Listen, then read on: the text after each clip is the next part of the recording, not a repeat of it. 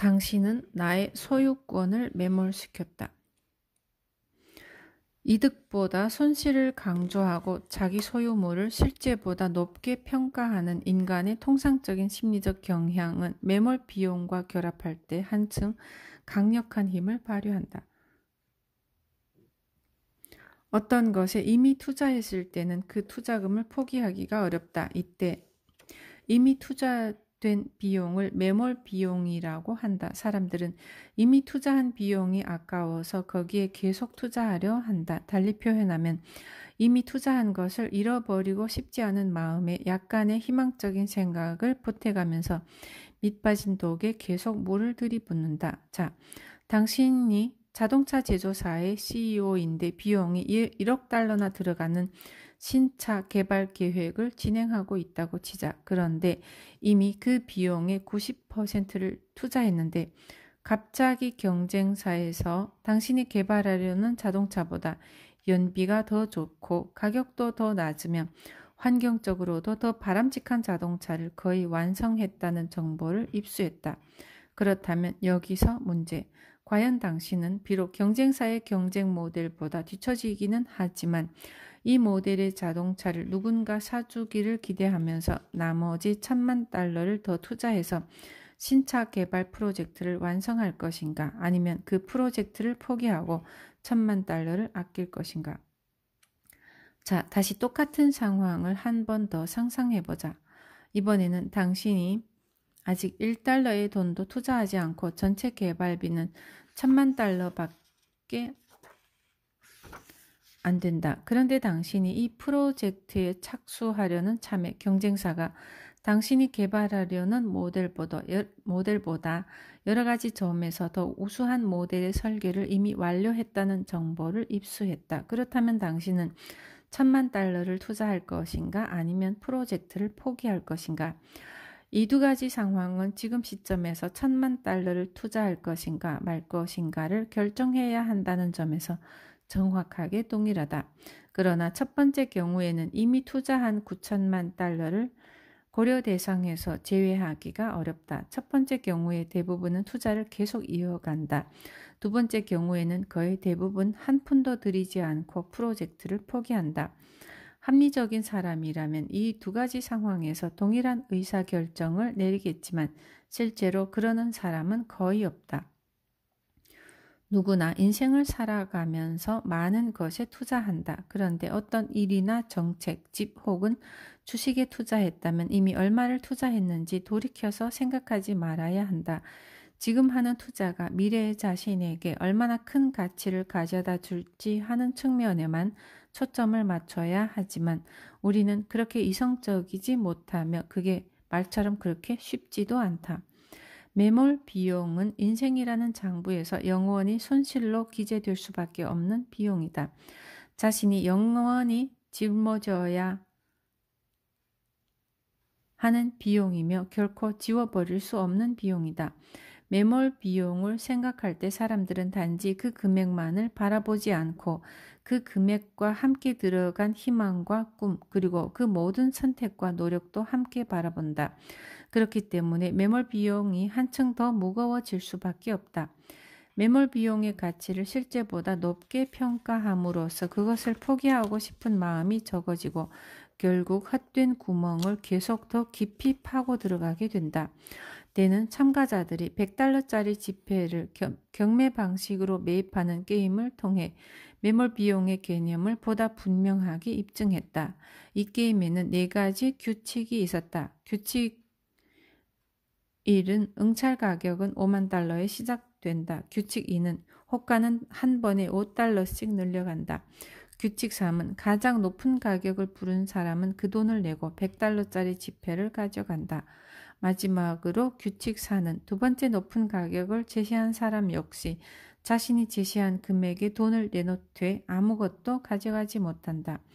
이 게임이 진행되자 입찰액은 50달러 그리고 55달러까지 올라갔다. 55달러에 낙찰되면 대니 돈을 벌게 된다. 55달러를 부른 사람이 55달러를 내고 100달러짜리 지폐를 가져가지만 두 번째로 높은 가격인 50달러를 부른 사람이 50달러를 내놓기 때문에 결국 5달러가 남는다. 그리고 어떤 시점에서 누군가가 85달러를 부르고 또 누군가가 90달러를 부른다. 이 시점에서 되는 게임을 멈추고서 가장 높은 가격을 부른 사람이 90달러를 내고 100달러를 가져가니 10달러를 벌 수 있고, 두 번째로 높은 가격인 85달러를 부른 사람이 85달러를 잃게 되는 사실을 상기시킨다. 그리고 두 번째로 높은 가격을 부른 사람에게 95달러를 부를지 묻는다. 그는 당연히 그렇다고 대답한다. 그러면 조금 전에 90달러를 부른 사람 역시 당연히 100달러를 부른다. 그런데 게임은 거기에서 끝나지 않는다. 때는 다시 95달러를 부른 사람에게 105달러를 부를지 묻는다. 물론 그 사람이 포기하면 95달러를 내놓아야 한다. 그러나 응찰액이 100달러를 넘어섰는데도 계속 응찰하면 자기가 손해볼 게 뻔하다. 이 경우에 손해액은 105달러를 내고 100달러를 가져가게 되므로 5달러 밖에 되지 않지만 그 뒤로도 계속 게임이 진행되면 손해액이 점점 불어난다. 이렇게 해서 두 사람은 어느 순간 한 사람이 이게 얼마나 미친 짓인지를 깨닫고 중도에 포기할 때까지 계속 상대방보다 5달러 더 높은 금액을 부르게 된다. 이런 상황에 대해 때는 다음과 같이 말한다. 내가 이 게임으로 가장 많은 돈을 번 건 스페인에서였다. 그때는 100유로짜리 지폐를 무려 590유로에 팔았다. 이 게임을 할 때마다 나는 사람들에게 이 게임은 장난이 아니라 실제 상황이라고 미리 분명히 말하며 또 늘 가장 높은 금액을 부른 사람과 두 번째로 높은 금액을 부른 사람에게 그 돈을 반드시 받아냈다. 아마도 그들은 그 게임을 통해 분명 교훈을 얻었을 것이다. 그게 이 게임의 목적이니까. 그렇게 하는 또 한 가지 이유가 있다면 나로서는 내 명성을 계속 지켜나가기 위해서라도 그럴 수밖에 없다. 대내 게임에서 매몰 비용의 효과는 여기 참가한 학생들이 얻을 수 있는 95유로라는 잠재적인 이득을 490유로의 손실로 바꿔버렸다. 이는 마치 두 경쟁자가 하나의 시장을 놓고 승자 독식 게임을 벌이는 것이나 마찬가지다. 일반적으로 어떤 시장에서 한 기업이 전체 매출액을 독식하거나 압도적으로 많은 부분을 차지하고 나머지 기업은 아무것도 얻지 못한다. 그러므로 시장에 참여한 기업은 각 분기마다 연구, 개발 및 홍보 분야에 투자를 더할지 말지 아니면 그 프로젝트를 포기하고 시장에서 철수할지를 결정해야 한다.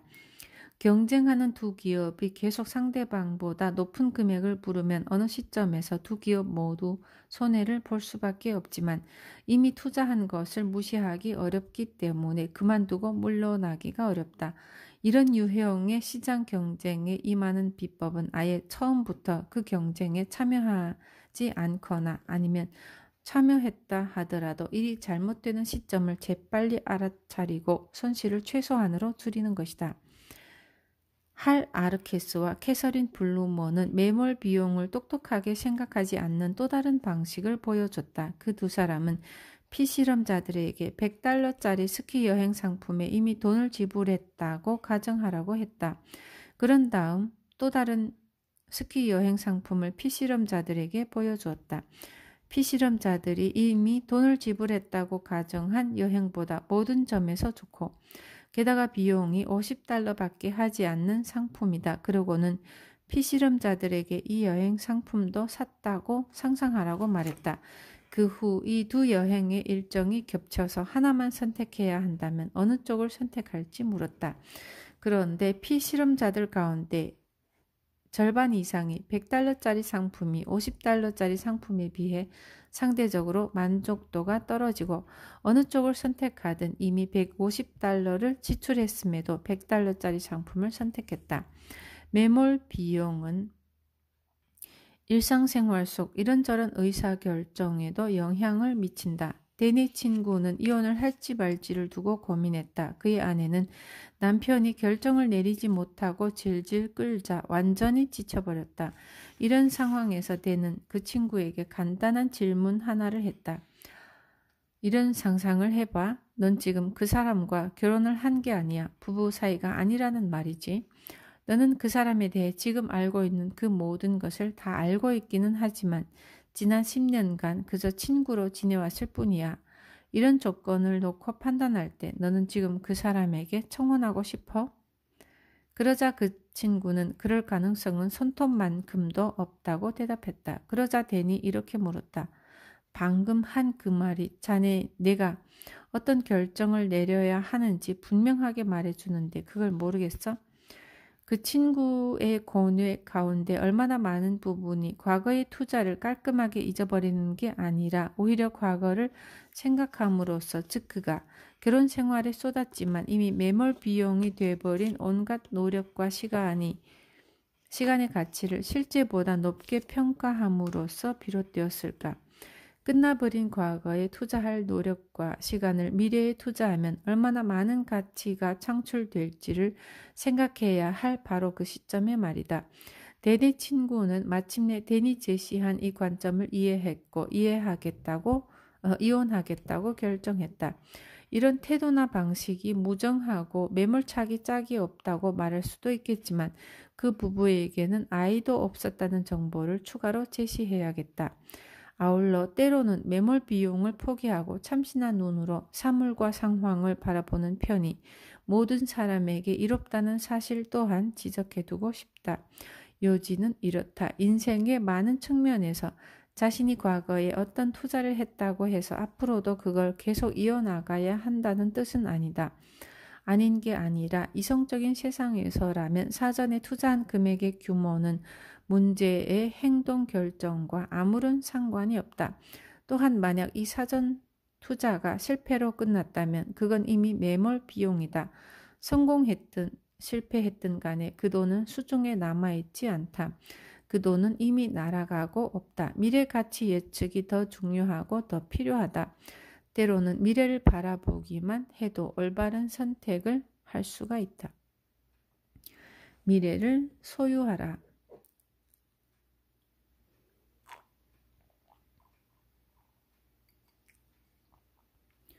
소유가 관점을 바꿔놓는다. 우리는 자신의 소유 수준에 적응하며 소유는 이득과 손실을 판단하는 기준선이 된다. 소유의 함정을 극복하려면 소유물의 가치를 정확하게 평가하기 위해 스스로를 그것과 심리적으로 떼어놓아야 한다. 자신이 어디에서 왔는지가 아니라 지금 어디에 서 있는지 또 앞으로 무슨 일이 일어날지에 대해 생각해야 한다. 물론 말로 하기는 쉽지만 실천하기는 훨씬 어렵다. 특히 감정과 시간과 돈을 자기 인생과 소유물에 투영할 때는 더욱더 그렇다.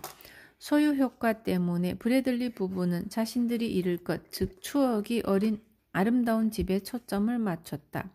미래에 얻을 것, 즉 다른 집을 사고 자주 멋진 외식을 하고 또 적당히 떨어진 곳에 좋은 대학에 다니는 로버트와 로베르타의 등록금을 낼 돈에 초점을 맞춰야 했는데 그러지 않은 것이다. 쌍둥이 남매가 다니는 학교와의 거리도 그렇다. 아이들이 정기적으로 집을 찾아오기에는 자동차로 90분 정도의 거리가 적당하다. 이 정도 거리면 충분히 멀기도 해서 주말마다 아이들의 빨래를 해주며 시간을 다 보내지 않아도 된다. 이 부분은 아이들을 빨리 보고 싶어 하겠지만 그렇다고 주말마다 볼 정도로 많이는 아니다. 공정함과 노력에 대한 과도한 염려. 이른 아침이고 제임스 놀라는 회의에 참석했다. 프레젠테이션 자리다. 아무래도 시간 낭비일 것 같지만 그래도 업무의 일부이니 어쩔 수 없다. 그는 위젯 회사에 근무하는데 외부 컨설팅 업체를 고용해서 회사의 운영상 결함을 파악하고 해결하는 일을 맡겼다. 6주가 지났고 제임스와 그의 동료들의 중간 고위 간부들은 이제 컨설팅 결과를 보려 한다. 그 결과는 여러 개의 파워포인트 프레젠테이션으로 보고될 예정이다.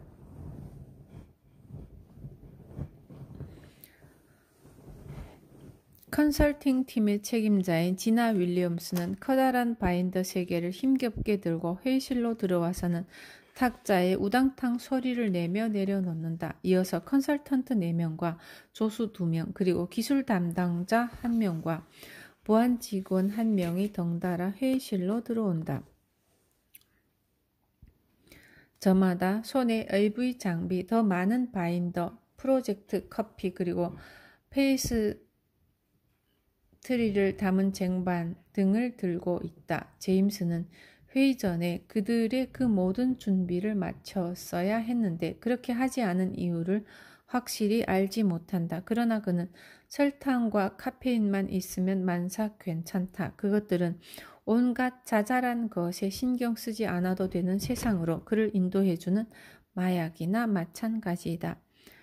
컨설팅 팀이 준비를 한다. 진아는 74장이나 되는 파워포인트 슬라이드를 꼼꼼하고도 끈질기게 한 장씩 넘기면서 2달 전에 자신들이 비행기를 타고 왔던 것에서부터 시작해서 지금까지 했던 모든 회의와 서류 작업, 지금까지 이동했던 동선 및 관련자 미팅과 식사 약속, 그리고 제공받은 물자들에 이르기까지 온갖 것들을 상세하게 설명한다. 그 모든 슬라이드에 등장하는 화살표와 약어들을 모두 합하면 과연 몇 개나 될까?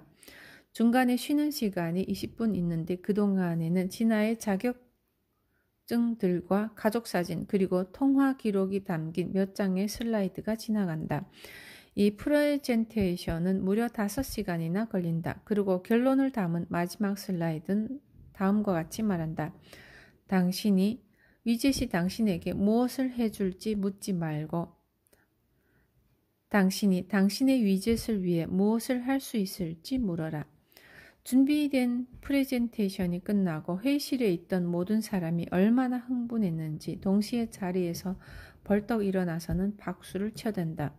페이스트리 부스러기가 바닥에 떨어지고 회의실 출입문 앞에는 진심 어린 악수가 기다리고 있으며 컨설턴트들은 화사한 조명이 켜진 복도로 걸어 나간다. 그들은 새롭게 획득한 성취감과 목적의식을 갖고 미래를 향해 뚜벅뚜벅 행진한다. 조금 뒤에 제임스는 CEO 사무실 앞을 지나가다가 CEO가 그 프로젝트 대금으로 72만 5천 달러짜리 수표를 기쁜 마음으로 끊어주는 모습을 지켜본다. 적용 불가능하고 리퍼포징 된 JFK의 가치가 72만 5천 달러나 된다고 하긴 지금까지 컨설팅 팀이 했던 그 모든 일을 생각하자면 충분히 그럴 가치가 있는 것 같기는 하다.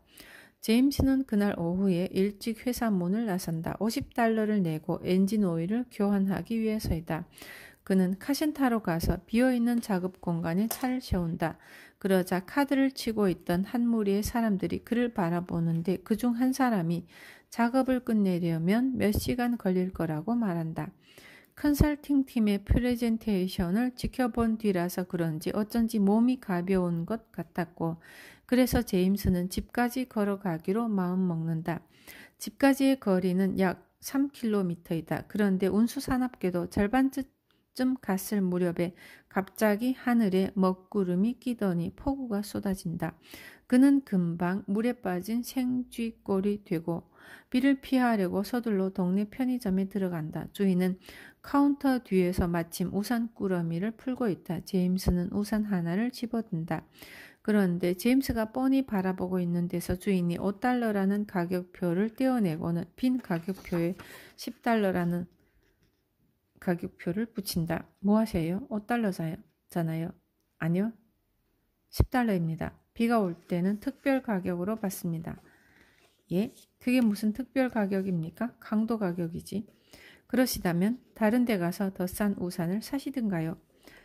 가게 주인이 턱짓으로 바깥을 가리킨다. 바깥에는 시야가 닿는 모든 곳이 모두 비와 물이다. 정말 황당하네요. 저 아시잖아요. 내가 이 가게에 한두 번 온 것도 아니고. 그럼 다음에 오실 때 꼭 우산을 사세요. 이따금은 세일해서 단돈 5달러에 파니까요. 제임스는 잠깐 동안 눈알을 굴린 뒤에 차마 글로 쓸 수 없는 어떤 말을 중얼거리고는 코트깃을 머리끝까지 바짝 세우고 우산도 없이 바깥으로 나선다. 그리고 그 비를 다 맞으면서 집까지 걷는다. 그런데 집에 도착해서 흠뻑 젖은 옷을 벗고 나자 언제 그랬냐는 듯이 비가 멈춘다. 그래서 그는 다시 또 차마 글로 쓸 수 없는 어떤 말을 중얼거리면서 속옷만 입은 채로 계단을 걸어 올라간다. 그리고 카센터에서 전화가 와서는 수리할 때가 생각보다 많다면서 자동차를 밤새 카센터에 두어야 한다고 말한다. 그러고는 제임스가 뭐라고 말하기도 전에 전화를 끊어버리고 그는 부글부글 끓어오르는 화를 억누르면서 조깅이나 하고 와야겠다고 생각한다. 한바탕 땀을 흘리고 나서 분노도 사라질 것 같아서이다. 그는 그렇게 땀을 흘리면서 조깅을 하고 집에 돌아오는데 열쇠를 가지고 나오지도 않은 채 문을 잠가 버렸다는 사실을 그제야 깨닫는다. 이럴 수가. 아내 르네는 출장 가서 아직 돌아오지 않았고 아이들은 친구들 집에 가 있다. 비상 열쇠를 맡겨둔 옆집도 휴가 여행을 가고 없다. 게다가 비까지 다시 올 것 같다. 제임스는 어쩔 수 없이 열쇠 수리공에게 전화를 건다. 두 군데나 건다. 그런데 두 곳 다 자물쇠 따는데 최소 150달러이고 자물쇠를 완전 교체하는 데는 250달러가 든다고 말한다. 애당초 바가지를 쓸 거라는 예상은 했지만 열쇠 수리공은 이름만 단 강도들이지만 달리 선택의 여지가 없었다.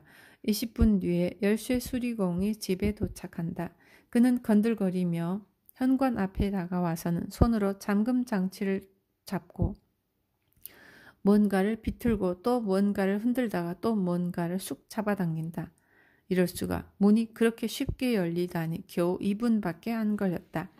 두 사람은 집 안으로 들어가서 물을 한 잔씩 마신다. 열쇠 수리공은 제임스에게 이렇게 말한다. 물 고맙고요. 공임은 200불입니다. 200불요? 1분밖에 안 걸렸는데요. 그러니까 당신 시급은 12,000달러입니까? 그건 잘 모르겠고요. 200달러 주셔야 합니다. 싫으시다면 다시 밖으로 나가서 문을 잠가드리죠. 누구 다른 사람한테 부탁해 보시든가요. 1분밖에 안 걸릴 테니까요. 알아서 하세요. 알겠습니다. 제임스는 열쇠 수리공에게 수표를 끊어준 다음에 넷플릭스를 켜고 잠깐 동안 혼자 드라마를 본다. 아내는 그날 저녁 늦게 집에 돌아왔다. 기분이 무척 좋은 상태이다. 출장 목적도 달성했고 항공요금 검색 서비스엔 카약을 처음 사용해보고 무척 만족스러웠기 때문이다. 공항에서 집까지는 우버 택시를 이용했다. 승용차를 카센터에 맡겼기 때문이다. 르네는 우버를 무척 좋아한다. 그냥 좋아하는 정도가 아니라 광적인 팬이다. 평소 일정이 들쭉날쭉해서 그녀로서는 우버를 이용하는 편이 여러 가지 번거로움을 피하는 데 훨씬 유리했다. 자기가 승용차를 사용할 수 있는 시간대를 조정하거나 대중교통 시간표를 알아보는 것 등은 여간 번거로운 일이 아니다. 며칠이 지났다. 그녀의 우버 사랑은 변함없지만 그날은 마침 눈이 많이 왔고 중요한 고객과 저녁 약속을 했는데 눈 때문에 우버 택시를 잡기가 어렵다. 어렵게 잡았지만 보통은 12달러밖에 안 드는 시내까지의 운행인데 이날은 40달러나 달라고 한다. 무려 40달러씩이나. 당연히 화가 난다. 그래서 그녀는 일반 콜택시를 부른다. 그러고는 저항의 의미로 다시는 우버를 이용하지 않기로 결심한다. 그래서 그 뒤 여러 주 동안 그녀는 우버를 사용하기 전에 그랬던 것처럼 콜택시를 부르거나 버스를 타거나 남편의 승용차를 빌리거나 했다. 이만저만 힘든 게 아니지만 그녀로서는 바가지를 쓰는 것보다는 차라리 이 편이 낫다.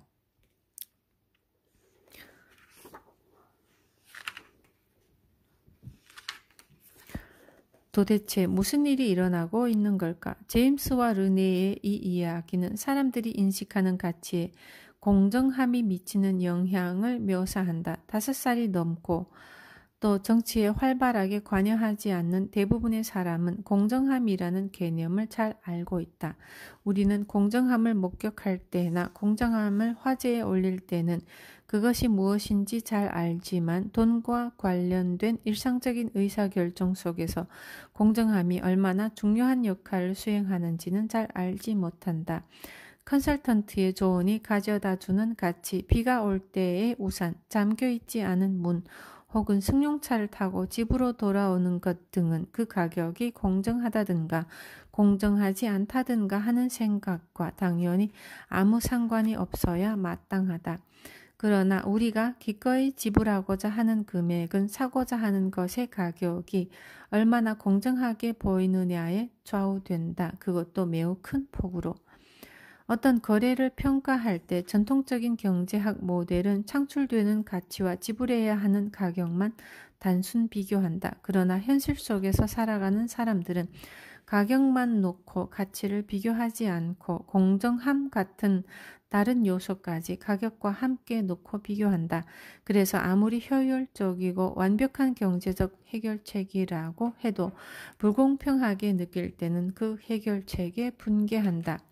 이런 감정은 어떤 거래가 합리적일 때조차 심지어 본인이 매우 큰 가치를 누리게 될 때조차 영향을 준다. 기본적인 수요 공급의 법칙에 따르면 우산은 비가 올 때 수요가 많아지므로 가격이 높아지는 게 당연하며 눈보라가 몰아칠 때는 우버의 공급이 적고 수요가 많아지므로 요금이 높아지는 게 당연하다.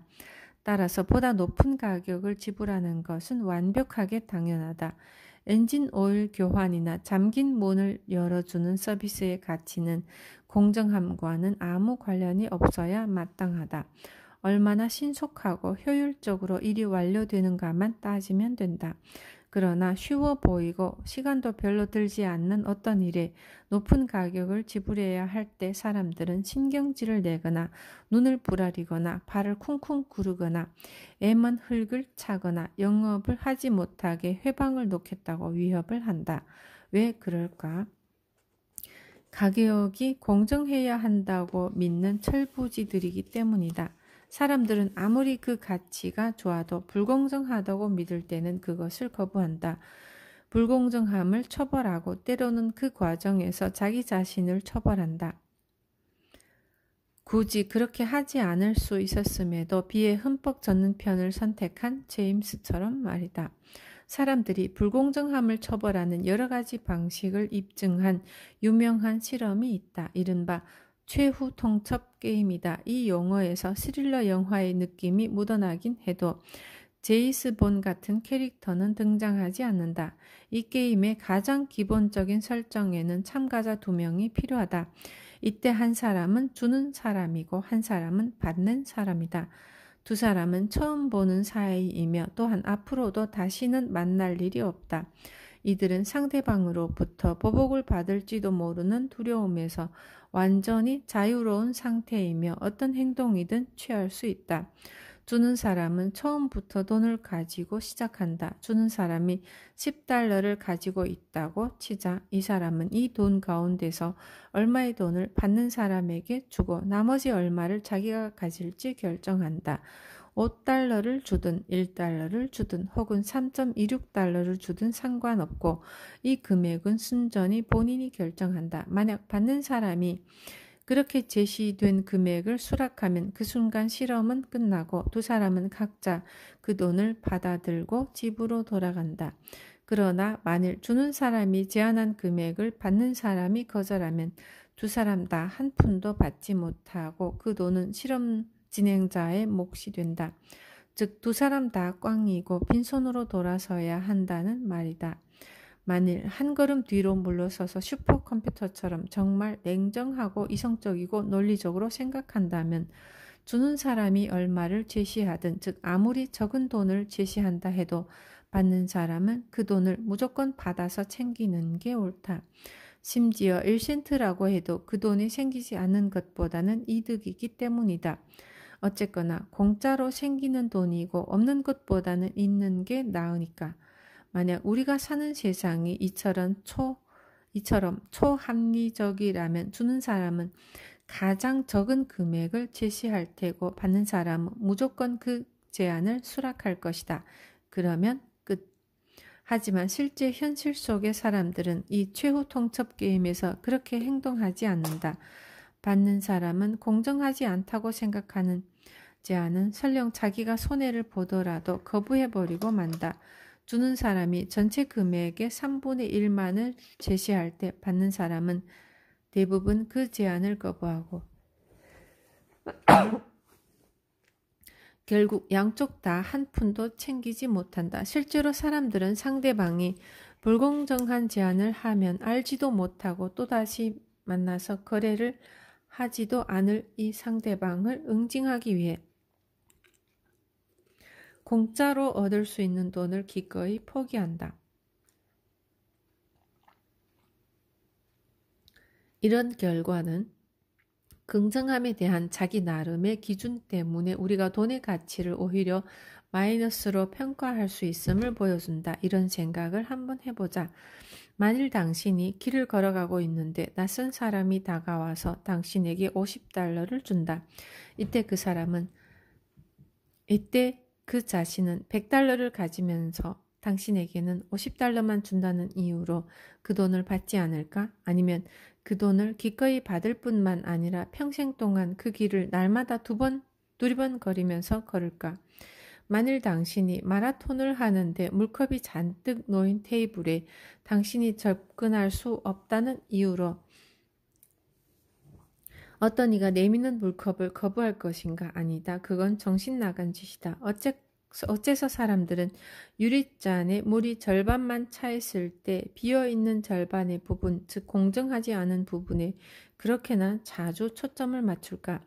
그렇다. 어쩌면 우리는 제정신이 아닐 수도 있다. 연구자들은 최후 통첩 게임에서 불공정한 제안이 공정한 제안에 비해 뇌의 다양한 부위를 활성화시킬 수 있다는 사실을 확인했다. 불공정 관련 영역이 활성화되면 불공정한 제안을 거부할 가능성이 그만큼 더 커진다는 사실을 입증한 것이다. 즉 인간의 두뇌는 불공정함을 싫어하며 그래서 사람들은 자신의 불쾌함을 드러내는 행동을 한다. 어리석기 짝이 없으며 제정신이 아닌 두뇌이다. 이 두뇌를 좋아하지 않을 수도 있지만 그건 다른 누구도 아닌 우리 인간의 두뇌이다. 제임스는 공정하지 못한 우산 가격을 거부했다. 비록 그에게는 우산이 꼭 필요했고 그만한 돈을 치를 여유가 있었고 $10라는 돈은 어쩌면 비를 맞지 않고 집에까지 갈 수 있는 도구인 우산을 구입하는데 오히려 적정한 가격이었음에도 그 가격 때문에 우산을 사지 않았던 것이다. 한편 그는 열쇠 수리공이 잠긴 문을 금방 연 노동의 가치를 낮게 평가하며 불쾌함과 분노를 분명하게 표현하면서도 열쇠 수리공이 요구한 가격을 거절하지 않았다. 르네는 날씨 때문에 우버 택시의 가격이 일시적으로 높아지는 경험을 하고는 평소와 같은 날씨에는 우버 서비스의 가치가 여전히 동일했음에도 한동안 우버 사용을 끊어버렸다. 만일 콜라 자동 판매기에 온도기가 장착돼서 기온이 높을수록 가격이 높게 부과되도록 설정된다면 어떨까?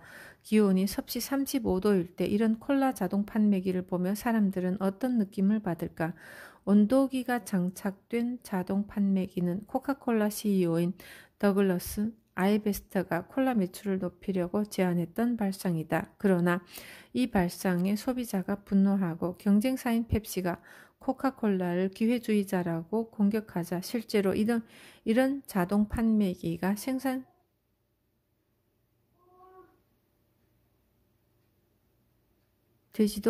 않았음에도 아이베스터는 결국 사임해야 했다.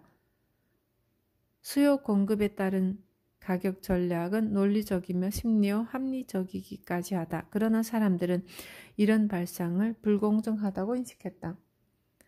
소비자에게 바가지를 씌우려는 뻔뻔하기 짝이 없는 짓으로 비쳤던 것이다. 그러니 사람들이 분노한 것도 당연하다. 사람들은 경제적인 차원의 거래를 하면서 휴면기의 불평을 저마다 가슴에 품고 있는 것 같다. 사람들은 거래 상대에게 나에게 손해를 끼치면서 이익을 취하려 하지 말라고 말하기를 좋아한다.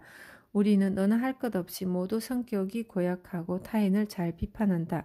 아무리 가치가 높아도 가격이 공정하지 않아 보이면 기분 나빠하며 응징 차원에서 그 제안을 거부해버린다.